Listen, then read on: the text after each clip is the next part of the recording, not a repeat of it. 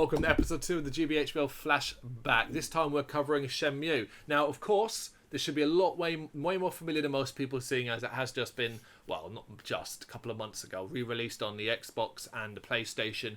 So if you don't know Shenmue by now, I'll imagine this isn't going to convince you anymore. Like, if you've not played it now, you're not going to play it ever. But this is a reflection. So we're not reflecting on the Xbox version or anything like that. Even though it's effectively the same bloody game, we are reflecting on our first experiences with it way back when. Now, it's an action-adventure game developed by Sega AM2 and published by Sega for the Dreamcast in 1999 in Japan and 2000 in territories. Now, for some reason, when I saw that, I thought, I could have swore I played it in like 96 or something, but there you go. Apparently not. And basically, if you don't know, you play as Ryo Hazuki, whose father, the opening of the game, his father is killed by a man called Landy, and most of the game is then Ryo trying to hunt down this man Landy and uncovering a far bigger plot. That's the best I can put it, without going into too much detail. Bigger plot. It spirals from there, I think, is fair to say. Yeah, it does. It's quite bigger. So, as always, we'll continue with what we kind of liked and what we didn't like, favourite moments, scenes, and bits of music. That's kind of how this is going to work. So, like things, really. And these are just overviews. We're not reviewing. We're not going to go into too massive detail. We expect you're watching these, you know the game, you know the game. Yeah. And you're just kind of looking to have your view confirmed or looking for a reason to argue with us. Mm-hmm. So ultimately, I'll start with the world. The world of Shenmue. It's as simple as that. And what I mean is, it's Japan in the 80s.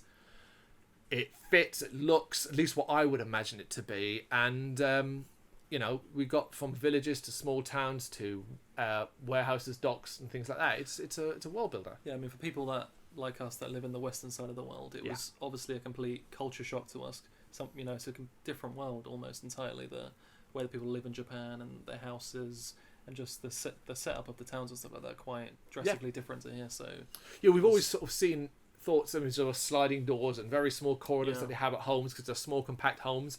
And it was that case, because navigating around fricking Ryo's house is a nightmare. Yeah, especially with the way Ryo moves and his robotic movements.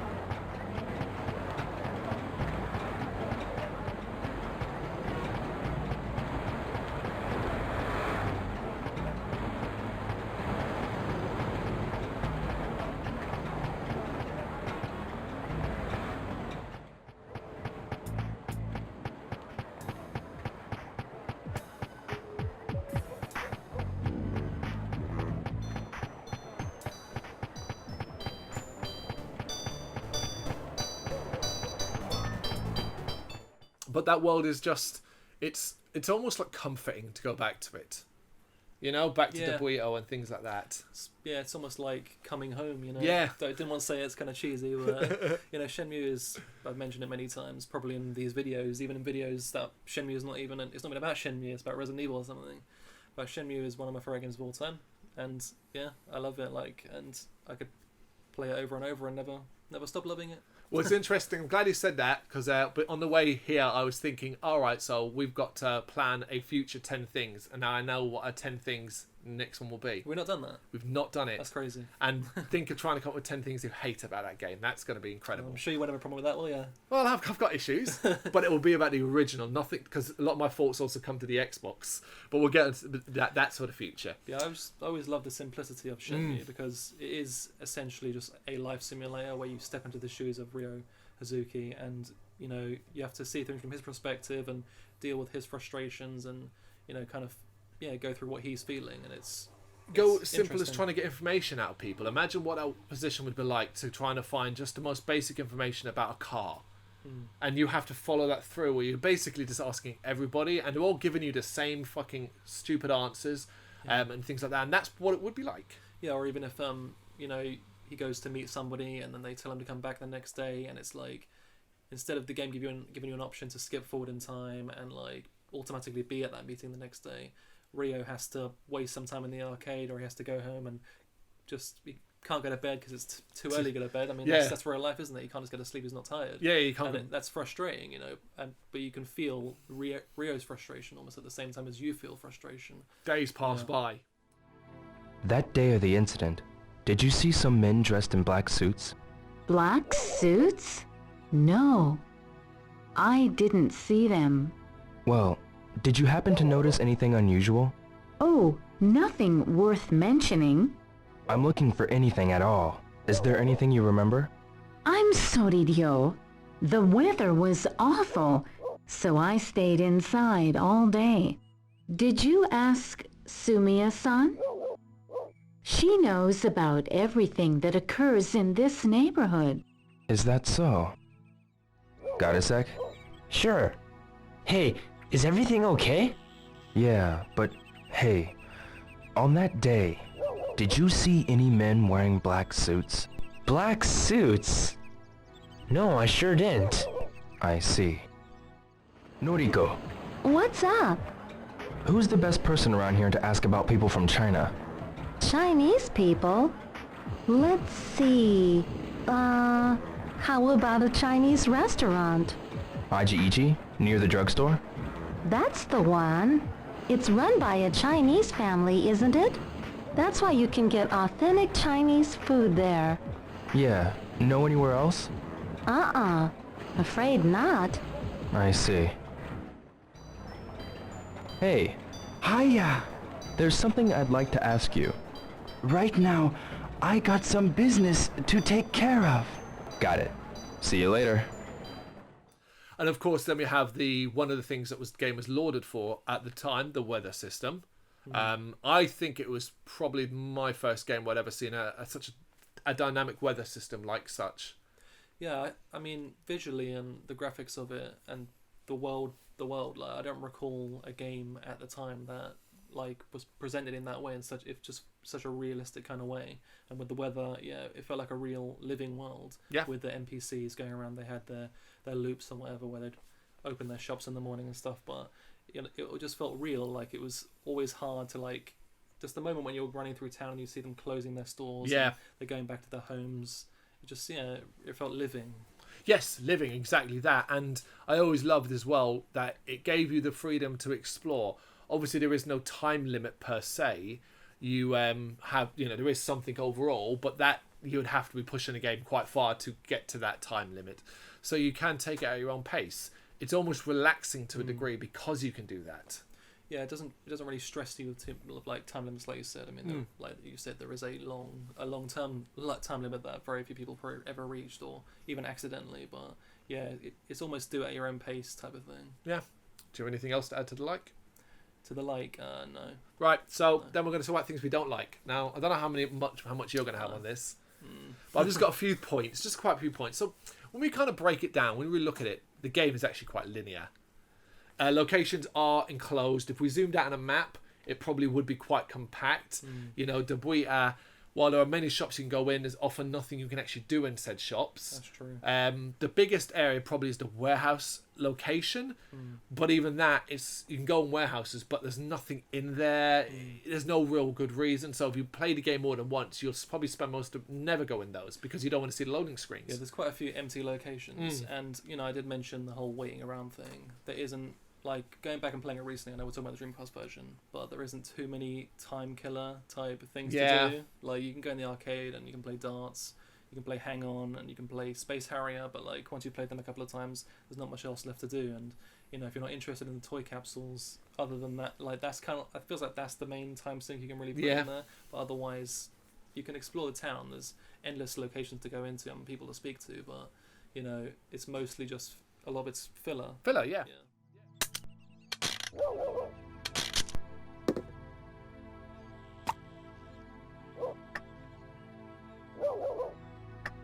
This is cool.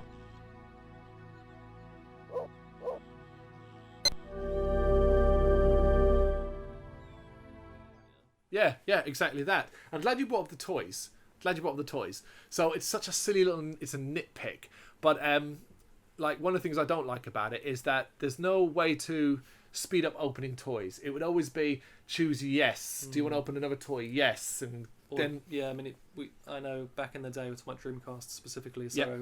this was before achievements, and I know we both painstakingly went through the experience of trying to get every single one. oh yeah, Which I don't know what possessed us, but, but yeah, like I agree, it would have been great to have an option for Rio just to say, choose open the next 10 or whatever, do open 10 in a row rather Yeah. than one after another kind of thing. yeah, like that's right, yeah. And the QTE system, it's overused in the end. It wasn't one of those things that came up much in games back then, I believe. But this Shenmue really used it. I'm not sure if this is true or not, but I believe Shenmue was almost the originator of the Oh, QTE. okay. I don't think it was. I mean, I can't imagine a game or think I of a can't game think of one. that did it before, but I'm pretty sure I had that somewhere before. There was at least one of the first games to do it. Certainly. Yeah, I mean, it was innovative, I guess, for the scenes and stuff it's used in, but it probably is overused. I think if it had been kept to, say, the chase scenes, that would have been pretty cool, because that's what works best. It mixes it up, I guess. You do it. There is some fight scenes where it does happen. But True. Hey, wait a minute! Hey, Hazuki, you think you can bump into me and not even apologize? Yeah, jerk! Apologize to Enoki-san! Or maybe I'll just beat an apology out of you. I don't have time for this. Get lost. That's it, your history! Yeah! That's it! Damn, you're pretty tough. then I guess it changes it up a bit from just the normal fighting, makes it a little bit different. But then you've also got like QT for having a football kicked at you. It's like, for fuck's sake. It happens really early on as well. Yeah. Yes, I exactly. think the first time Might be the first one. when you leave your house, I think that's one of the first QTs of the game. I think you're right. Yeah. Right, some of your favourite moments then, scenes and bits of music. Well, I don't want us to go on for too long, but I'll just talk about what's always been one of my favourite scenes, and it's quite a unique one, not one that a lot of people would probably say. It's a scene when you can explore your house freely, and if you go into the kitchen in the Hazuki residence, there's a small bowl of carrots on the table in the kitchen. Right. And the only way you'll get this scene is if you interact with the carrots. I don't know if you know what I'm talking about. Do you know No. the scene? Really? You don't know the scene? You must have never seen this one. I really don't. What? Are you serious? Well, basically, like, if you interact with the carrots, it gives you a scene of when Rio was a boy and with his father. Oh! Sorry, I do know it. Yeah, and, like, it's one of my favourite scenes because it's just so simple, and you see very few moments between Rio and his father that make you really invested in their relationship. It's about eating his vegetables, yes. It's such a simple scene, and the music that plays in that is, like, my favourite piece of music in the game. Okay. It's so simple, and it's such a wholesome moment, and it really... That alone just made me feel like I understood Rio's like passion for getting revenge for his father's death, because like I said, you don't really see enough between them.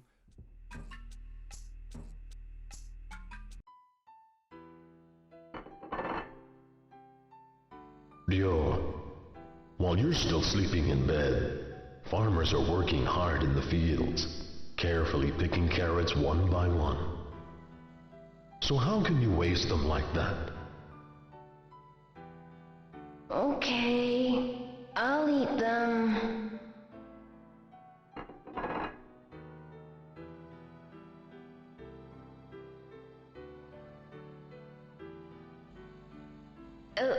Ooh. Good. That's my boy. In the game, like, he just starts and he dies immediately, and it's like, how are you supposed to feel really invested in like getting revenge for his death? But that scene, I remember it so clearly. Like, I think it's a beautiful scene. Wow, that's brilliant. That's amazing. Yeah. You're right. I do remember it now you mention it. Yeah, I can picture even the music that plays. Some of mine are ones that I'll just fly through some of them quickly. So the very first time it snows, I always put it up as one of my favourite video game moments. I'd never seen dynamic weather, let alone one that would happen as I was moving through a town. You mentioned it previously, kind of, but basically, being in Debuita as it gets late, and seeing shops close up, and seeing the nightclubs come to life, and they'd be lit up around the back, and then there'd be a new type of person on the street, someone that you maybe don't want to be around, bikers, troublemakers, sailors, you know? There's always like the same NPC, like that's like stumbling around town. He's drunk like every night. I think he wears like this yellow shirt. He's like always drunk. and stumbling around. But yeah, it's really like a stunning experience to see Dabuya like transform, because it's quite a gloomy like town during the day. All these shops, like closed stores and stuff, and they're they're like thrift stores almost. Not exactly that. They don't look like they're selling like anything that great, basically. Yeah, so it's jeans and stuff like that. Yeah. When they all close. It like kind of, there's this moment when the shopkeepers are leaving and like silence falls across the town, and then like you say, the nightclubs all light up and stuff, and it transforms into something different entirely. Almost a little bit seedy as well. Yeah. Yeah, I mean, I think there's a time when it plays that music, that CD music, when something's gonna happen bad, and like. Yeah, it's got kind of a creepy vibe about it, actually. But one of the other things I really sort of warehouses, the whole thing sequence where you sneak into the warehouse, not just sneak into the warehouse, but also the music that plays during those sequences is often like some of my favourite moments from that as well. Shenmue hasn't got stealth in that sense, but because of what would happen if you get caught, and how you would basically have to wait to the next day to do it again, made that a little bit tenser, particularly if you fucked it up once. I think it could have had more moments like that, maybe. Yeah. That's the only moment where it's like failure results in something negative. Yes. But not necessarily. I mean, if you want to get to Christmas really quickly, that's the best way to do it. That is true. That is I think true. I used that once or twice to want to get to Christmas, and it's just funny how Rio comes back every day, and it's like he's still obviously wearing the same clothes, and the same guard keeps catching him every day, and he keeps saying, like, if you come back again, it's like, you could have been trying it for like 2-3 weeks straight, and he still like kicks him out and doesn't do anything about it. No days off, man, for that guard. I'm not talking about the Dreamcast version, because more recently I played the Xbox version. I'll just throw that in there quickly. I remember that scene, and I remember recently like having a lot of trouble with it. I don't know if they darkened it or made it harder to see your way around. Okay. But it felt like it was darker. I don't know. You had more trouble with it. Huh. Yeah. Do you have the music that plays in that scene with his father is your favourite piece of music? Yeah, I would say so, yeah. Okay. Just because that with the scene, yeah. Mine is a bit of not an unusual one, because in that sense, but it's one that isn't from a specific scene. It's actually when you're kind of just moving around town.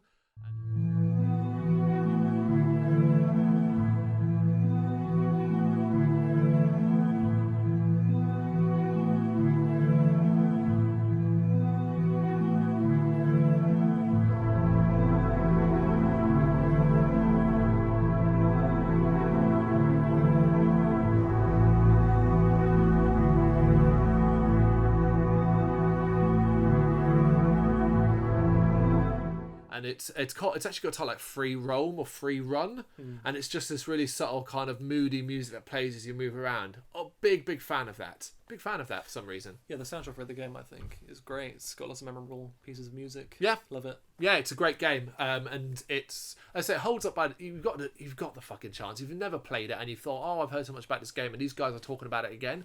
You've got an Xbox One, you've got a PlayStation. Shit, I think you can probably play it on PC.